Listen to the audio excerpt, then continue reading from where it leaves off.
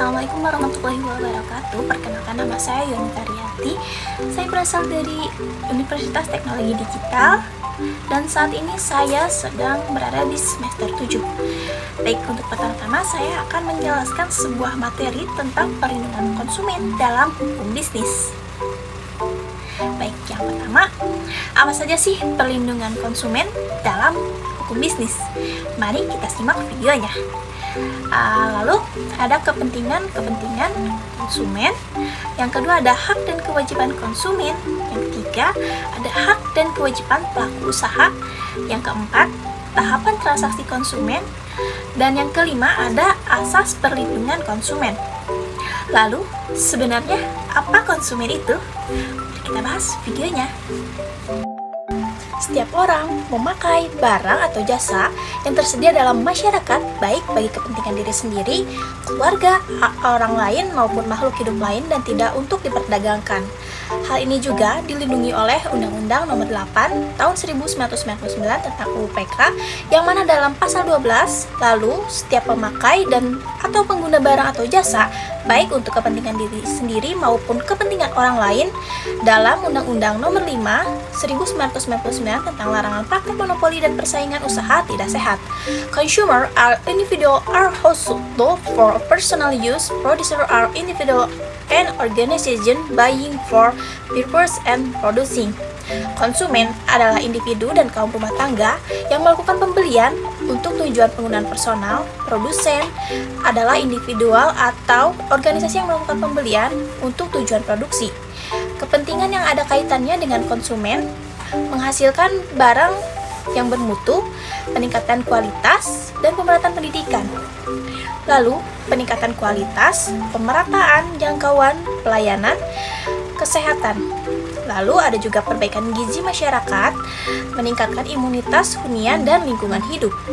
Persyaratan minimum bagi perusahaan dan pemukiman yang layak, sehat, aman, dan serasi dengan lingkungan. Lalu terjangkau oleh daya beli masyarakat luas, harga yang layak dan terjangkau oleh daya beli masyarakat banyak.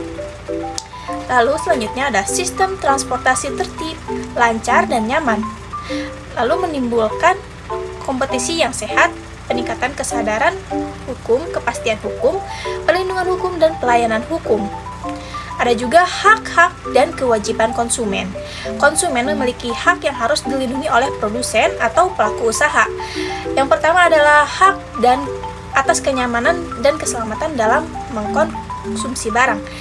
Yang kedua ada hak untuk memilih barang dan atau jasa serta mendapatkan barang dan atau jasa tersebut sesuai dengan nilai tukar, kondisi, dan jaminan barang atau jasa. Lalu yang ketiga adalah hak atas informasi yang benar, jelas, dan jujur mengenai kondisi dan jaminan barang atau jasa. Lalu konsumen juga dibebani dengan kewajiban atau tanggung jawab terhadap pihak penjual atau pelaku usaha, yaitu membaca dan mengikuti petunjuk informasi dan prosedur pemakaian atau pemanfaatan barang dan atau jasa demi keamanan dan keselamatan. Lalu konsumen juga harus beriktikat baik dalam melakukan transaksi pembelian barang dan atau jasa, lalu membayar sesuai dengan nilai tukar yang telah disepakati. Konsumen juga harus mengikuti upaya penyelesaian hukum sengketa perlindungan konsumen secara patut. Lalu ada juga hak dan kewajiban pelaku usaha. Dalam Undang-Undang Nomor 8 Tahun 1999 diperinci tentang hak dan kewajiban pelaku usaha yang harus dihargai dan dihormati oleh konsumen, pemerintah, masyarakat pada umumnya. Karena pengusaha tanpa perlindungan hak-haknya akan mengakibatkan macetnya aktivitas perusahaan. Hak-hak pelaku usaha meliputi sebagai berikut, yaitu hak untuk menerima pembayaran yang sesuai dengan kesepakatan mengenai kondisi dan nilai tukar barang dan atau jasa yang diperdagangkan. Lalu adalah hak untuk mendapatkan perlindungan hukum dari tindakan konsumen yang beritikat baik. Lalu ada hak untuk melakukan pembelaan diri sepatutnya dalam menyelesaikan hukum sengketa konsumen. Lalu ada juga hak untuk rehabilitasi nama baik apabila terbukti secara hukum bahwa kerugian konsumen tidak diakibatkan barang dan atau jasa yang diperdagangkan. Ada juga hak-hak yang diatur dalam peraturan perundang-undangan lainnya. Hak untuk didengar pendapat atas keluhan atas barang dan atau jasa yang digunakan. Lalu ada juga hak untuk mendapatkan advokasi, perlindungan, dan upaya penyesuaian sengketa perlindungan konsumen secara patut. Lalu ada juga hak untuk mendapatkan pembinaan dan pendidikan untuk konsumen. Ada juga hak untuk kompensasi, ganti rugi, dan atau penggantian barang atau jasa yang diterima tidak sesuai dengan perjanjian atau tidak sebagai mestinya. Lalu ada juga hak-hak yang diatur dalam ketentuan peraturan perundang-undangan lainnya. Baik, yang selanjutnya ada asas-asas perlindungan konsumen. Pengaturan tentang asas-asas atau prinsip-prinsip yang dianut dalam hukum perlindungan konsumen dirumuskan dalam pasal 2 yang berbunyi, perlindungan konsumen berasaskan manfaat, keadilan, keseimbangan, keamanan dan keselamatan konsumen serta kepastian hukum. Penjelasan menegaskan bahwa perlindungan sebagai usaha bersama berdasarkan 5 asas yang relevan dalam pembangunan nasional, yaitu yang pertama ada asas manfaat. Asas manfaat dimaksudkan untuk mengamankan bahwa segala upaya dalam penyelenggaraan perlindungan konsumen harus memberikan manfaat sebesar-besarnya bagi kepentingan konsumen dan pelaku usaha secara keseluruhan. Lalu yang kedua ada asas keadilan, dimaksudkan agar partisipasi seluruh rakyat dapat diwujudkan secara maksimal dan memberikan kesempatan kepada konsumen, pelaku usaha untuk memperoleh hak dan melaksanakan kewajibannya secara adil.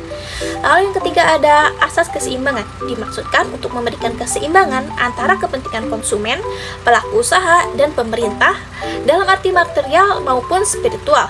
Lalu yang ketiga ada asas keamanan dan keselamatan konsumen, dimaksudkan untuk memberikan jaminan atas keamanan, keselamatan kepada konsumen dalam penggunaan pemakaian dan pemanfaatan barang atau jasa yang dikonsumsi atau digunakan.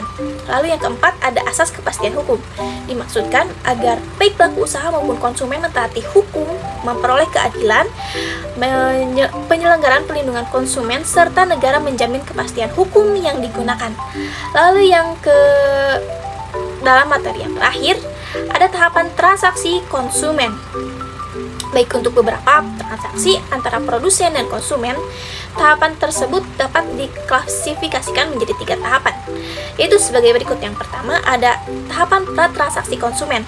Walaupun antara tahapan satu dan yang lainnya tidak secara tegas terpisah satu sama lain, tetapi bisa saja terjadi dalam satu momen mencakup ketiga tahapan sekaligus. Dalam tahapan pra-transaksi ini, konsumen masih dalam proses pencarian informasi atau suatu barang peminjaman, pembelian, penyewaan, atau leasing.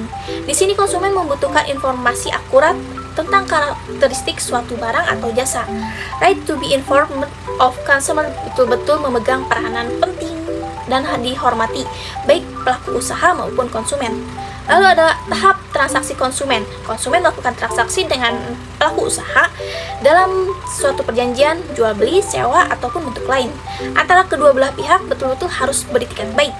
Sebagai dengan kapasitasnya masing-masing, negara-negara maju, konsumen diberikan kesempatan untuk mempertimbangkan apakah akan memutuskan membeli, memakai suatu barang atau jasa dalam tenggang waktu tertentu atau membatalkannya. Yang terakhir ada pun tahap purna transaksi. Konsumen tahap ini dapat disebut dengan tahap purna jual atau after sale service, di mana penjual menyajikan beberapa layanan cuma-cuma dalam jangka waktu tertentu.